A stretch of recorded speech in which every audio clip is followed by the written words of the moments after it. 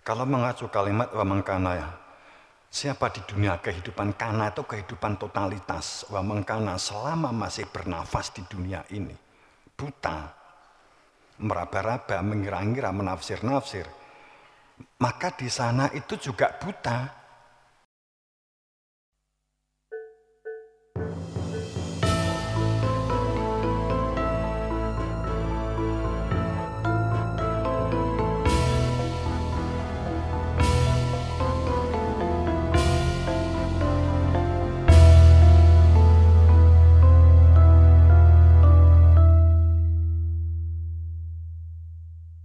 Itu bagian dari kehidupan itu sendiri.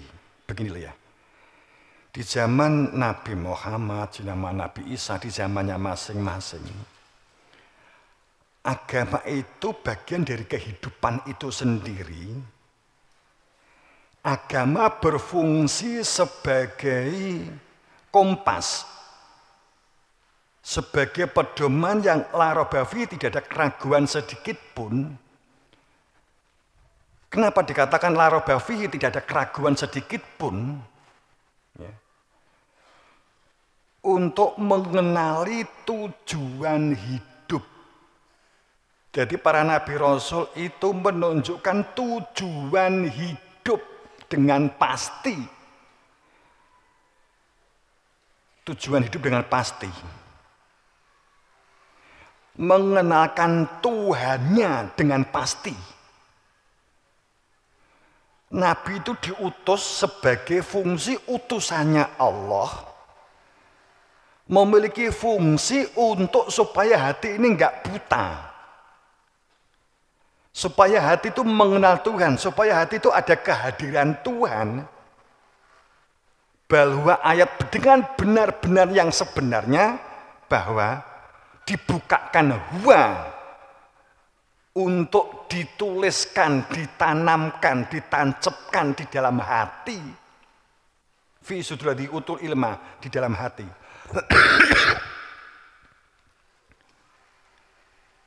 Mengenal. Bukan wawasan tauhid, tapi mengenal tentang tauhid. Bukan wawasan tauhid, tapi perihal tauhid, taknya tak mukotob, taknya tak muta'alim, taknya adalah tak tauhid. Ahadiyat, keberadaan wujud diri Tuhan ditunjukkan di surat Hajj 76 kan disebutkan bahwa afalam yasiruna fi'at fatakuna lahum qulub au adun yasma'una biha, dan seterusnya. Banyak manusia, apakah mereka di muka bumi ini berjalan? Tidak sama sekali. Tampaknya mereka berjalan karena memiliki hati tidak digunakan untuk memahami. Telah aku berikan akal tidak digunakan untuk berpikir. Telah aku berikan telinga tidak digunakan untuk mendengar dan menyimak kebenaran. Telah aku berikan mata tapi tidak untuk mencermati kehidupan. Innaha la tamal absor. Karena untuk melihat Tuhan bukan mata absor, bukan konsep. Absor itu bukan, di Quran disebutkan bahwa innaha la tamal absor, bukan innaha la tamal ain. Bukan mata yang tidak bisa melihat, bukan. Tapi mata yang absor. Mata absor itu mata yang dia itu detail. Punya wawasan, punya pengetahuan, bisa hafal sifat-sifat wajib Tuhan, bisa hafal sifat-sifat asmaul husna Tuhan. Absor dengan beberapa konsep filsafat, konsep tasawuf. Walakin karena untuk melihat keberadaan Tuhan itu mata hati yang berada di dalam, bukan butanya mata ainun, bukan juga karena butanya absorun, bukan karena butanya otak nggak bisa berpikir, bukan karena otak, artinya memori hasil bacaan buku kan.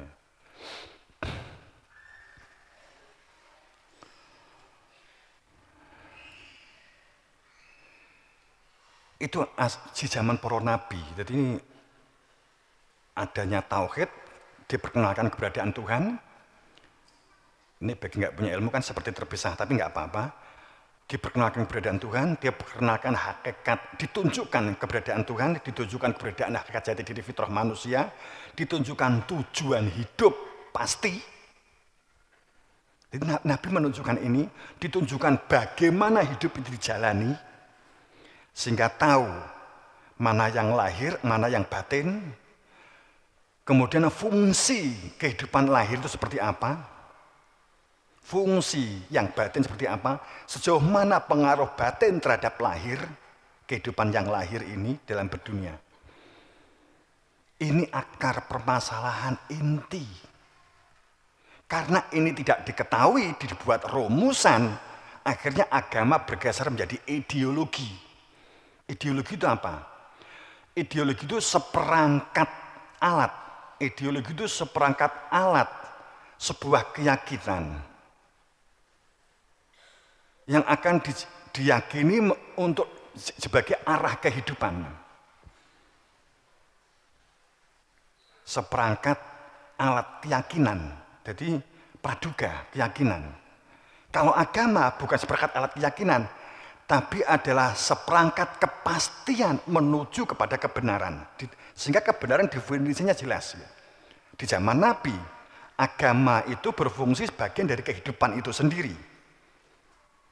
Ini loh kehidupan, ini loh Tuhanmu, ini loh dirimu, ini loh kehidupan, itu seperti bagaimananya begini. Jadi ideologi itu menjadi sebagai seperangkat keyakinan yang dianggap akan dapat mengarahkan kehidupan seseorang sesuai dengan keyakinannya itu. Apa itu agama, apa itu sosial, apa itu ekonomi, kan gitu. Kenapa saya katakan ideologi? Katakanlah ada ideologi Islam, Islami menjadi isme gitu ya, ideologi menjadi isme. Islamisme, protestasi, Kristianisme kan gitu. Komunisme, kapitalisme kan gitu. Jadi kemudian agama seharusnya bagian dari kehidupan bergeser menjadi ideologi, kemudian parah lagi bergeser menjadi politik. Agama telah bergeser menjadi politik. Saat ini faktanya agama telah menjadi politik.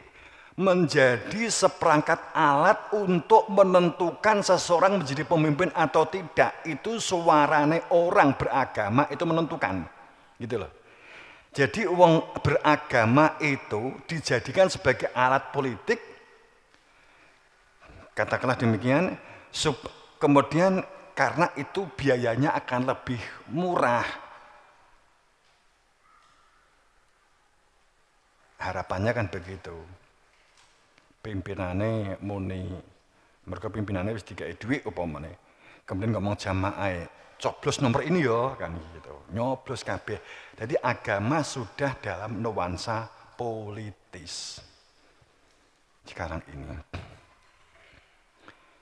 Ini fakta, kita nggak ngomong subjek.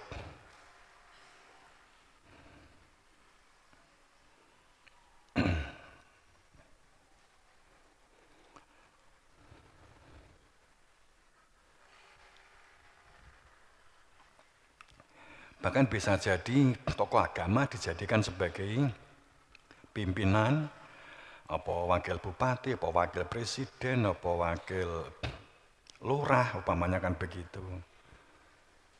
Hanya untuk menarik apa? Masa. Wes menang, ya wes gak tinggu, umpamanya kan begitu. Wes gak tau ketok, kan umpamanya kan seperti itu umpamanya. Contoh ini contoh. Faktanya, waktu contoh kok.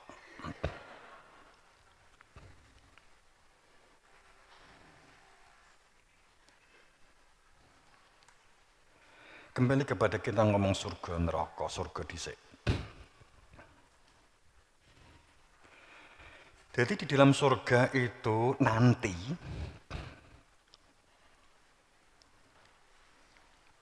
mbuh tenane, tapi yang penting yakin kan begitu ya. Di dalam surga besok nanti kowe nek wis mati itu penuh dengan kenikmatan, bahkan berlipat-lipat ganda kenikmatan itu. Apakah ini salah? Tidak. Sing jelas nek mlebu surga ndek kono ora ruwet kaya saiki. Utekmu ruwet saiki awake dhewe iki. Ya toh? Yes. Guru nggawe seperangkat pembelajaran, murid sinau, sok ndek kono ora enek sinau. Saiki sinau, sok ndek kono kowe wis turwa sak gelemmu. Nganti pengen mati neh kakean turu di surga gak apa-apa. Kan gitu. Surga, kalau kita masuk surga itu kenikmatannya luar biasa. Ya logikanya memang wis gak duwe raga, wis gak mikir pekerjaan, gak mikir mulang, gak mikir masak, gak mikir dipaido bojone gitu. Wis gak nganggo nafsu wis jenis. Mestine ya penak mestine gitu loh, mestine.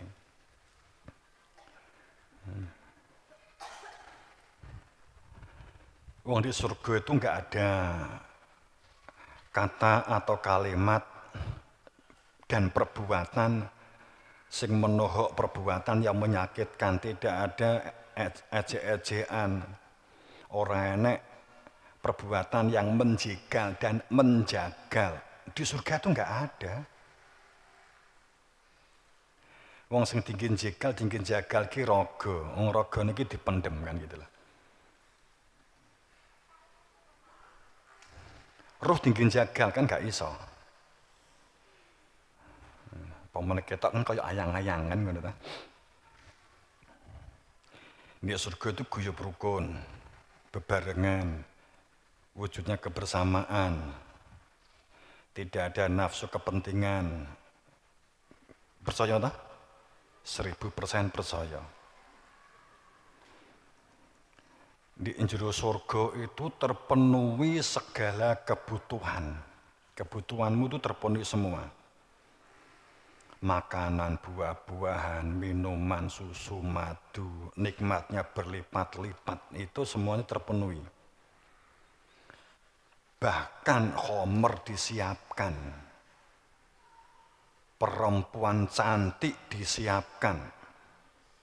Dipan-dipan sudah berbaring perempuan-perempuan bidadari sudah tersediakan bagi penduduk surga guna memenuhi kebutuhan nafsu syahwat sakwarekmu, sahebatmu. Jadi ndek kono wis ora disebut zina. Wah, wis jan wis. 24 jam kali abadi-abadan.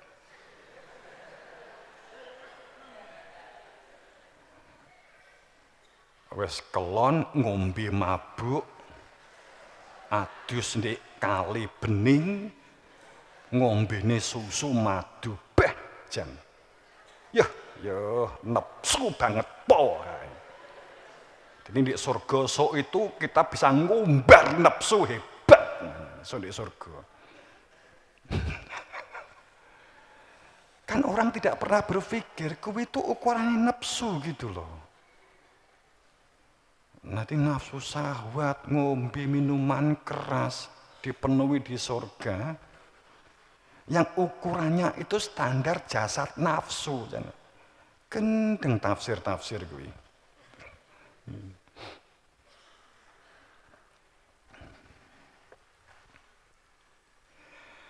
Itulah bayangan imajinasi di surga nanti yang terbangun dalam benak hati kita. Semuanya terhubung langsung dengan hal-hal kenikmatan nafsu. Kenikmatan hawa nafsu, ego. Saiki melarat gak popo, sok sing penting ndek kono sugih. Kan begitu.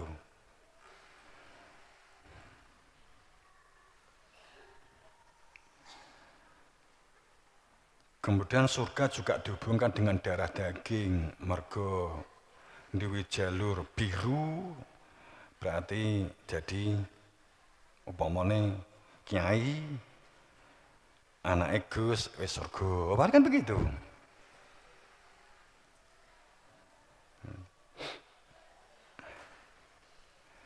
Jadi kehormatan, keluhuran kesucian itu ditempelke di jasad pun pada saat di surga nanti juga dengan standar jasad.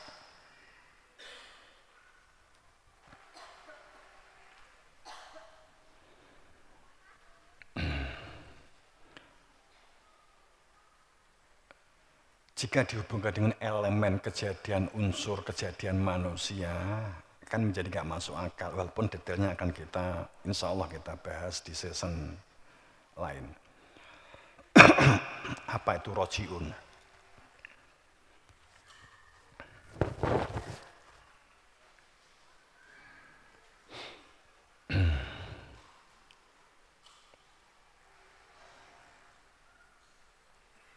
Kalau kita melihat ini berarti sesungguhnya fakta bahwa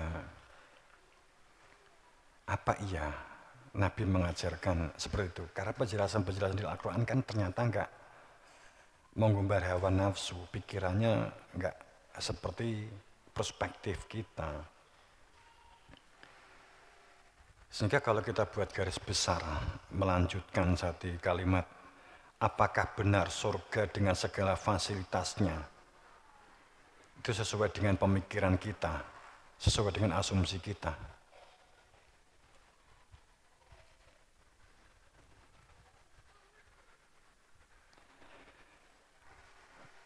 Awal kehidupan beragama itu makrifat. Al-awaluddin makrifat. Walaupun juga sudah sering kita singgung. Tepatnya bahwa awal kehidupan dalam bangunan sistem itu adalah mengenal, dikenal. Jadi awal kehidupan dalam bangunan sistem kehidupan itu adalah mengenal. Sistem berumah tangga awalnya mengenal. Sistem untuk menjadi mahasiswa awalnya mengenal, ada ospek, saya apa jenenge? Pengenalan kampus itu kan biar mengenal. Awal di dalam sistem bengkel mengenal. Awal dalam sistem administrasi mengenal. Awalnya mengenal.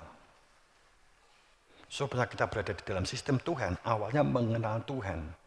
Supaya kita berada di dalam sistem manusia, awalnya harus mengenal manusianya dirinya manusia diri. Supaya kita mengenal sistem sosial, maka harus mengenal tentang sebuah unsur esensi tentang manusia. Karena ini sama, ini ada ummatukum wahidah, asal manusia adalah sama, mengetahui asal usul, maka akan bisa membangun sebuah sistem.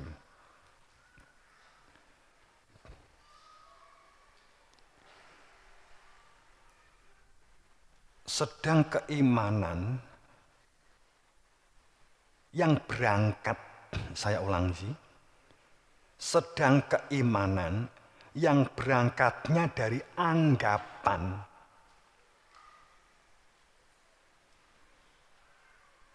Anggapan ini dijadikan sebagai keyakinan.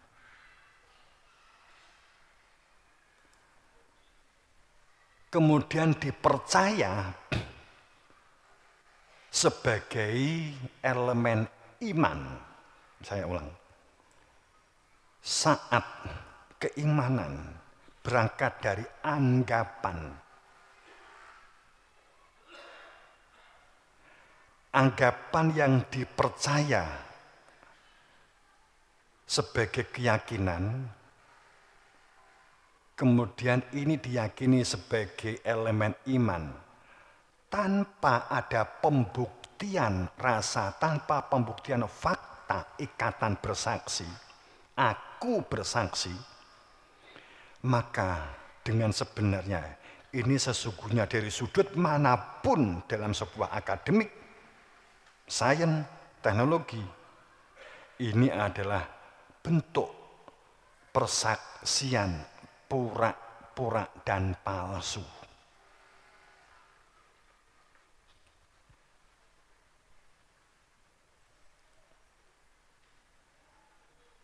Sehingga kalau boleh dibilang kan banyak yang terjebak dalam hal ini di kita. Terjebak percaya diri dan yakin. Kemudian mengatakan bahkan membuat propaganda. Baca ini masuk surga, baca ini masuk surga, kan begitu. Bahkan membuat propaganda tidak perlu bekerja. Nabi Rasul jelas pasti tidak mengajarkan wawasan dan wacana.